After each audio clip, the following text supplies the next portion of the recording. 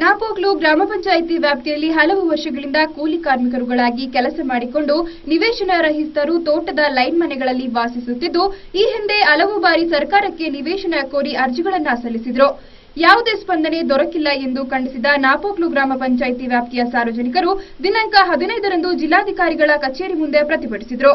ಅಲ್ಲದೆ ನಾಪೋಕ್ಲು ಗ್ರಾಮದ ಚೆರಿಯ ಪರಂಬುವಿನಲ್ಲಿ ಸುಮಾರು 16 ಎಕರೆ ಸರ್ಕಾರಿ ಪೈಸಾರಿ ಜಾಗವು ಖಾಲಿ ಇದ್ದು, ಈ ಸರ್ಕಾರಿ ಜಮೀನಿನಲ್ಲಿ ನಿವೇಶನ ರಹಿತರು, ಅಲ್ಪಸಂಖ್ಯಾತರು ಹೀಗೆ 500ಕ್ಕೂ ಹೆಚ್ಚು ಕುಟುಂಬಗಳು ಅಕ್ರಮವಾಗಿ ಗುಡಿಸಲು ಕಟ್ಟಿಕೊಂಡು ವಾಸವಿರುವಂತವರಿಗೆ ಸರ್ಕಾರ ಆ ಜಾಗವನ್ನು ಸಕ್ರಮಗೊಳಿಸಿ ಹಕ್ಕುಪತ್ರಗಳನ್ನು ನೀಡಿ ಮೂಲಭೂತ ಸೌಲಭ್ಯಗಳನ್ನು ಒದಗಿಸಿಕೊಡುವಂತೆ ಪ್ರತಿಭಟನಾಕಾರರು ಒತ್ತಾಯಿಸಿದರು.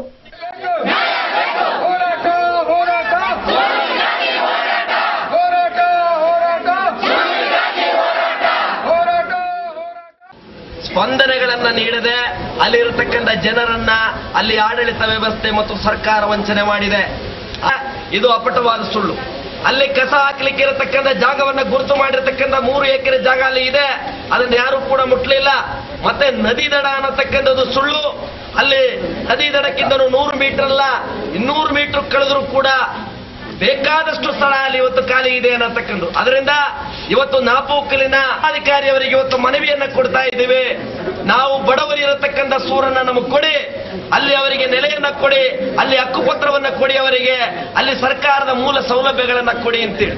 ನೀವು 3.25 ಸೆಂಟ್ ಬಡವರು ಅಲ್ಲಿ ಮನೆಯನ್ನ ಕಟ್ಟಲಿಕ್ಕೆ ಬಂದಾಗ ಗುಡಿಸಲುಗಳನ್ನ ಕೀಳಕ್ಕೆ ನೀವು ನಿಮ್ಮ ಶಕ್ತಿಯನ್ನ ಪ್ರದರ್ಶನ ಮಾಡ್ತೀರಿ.